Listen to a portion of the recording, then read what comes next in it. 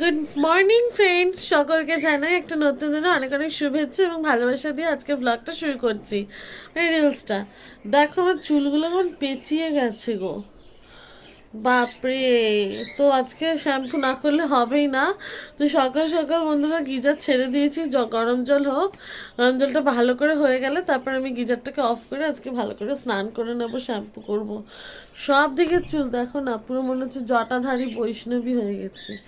তো যাই হোক, চলো নিজেকে আজকে ফ্রেশ করব।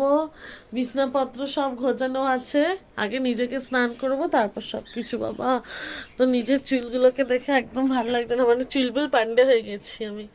তো যাই হোক, চলো এখন ব্যালকনি ফ্যালকনি খুলি। যদিও বা আজকে এই মাত্রই উঠেছি ঘুম থেকে।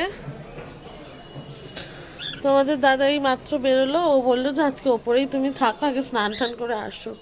তো ওই জন্য স্নান টান করে একবারে যাবো, চলো।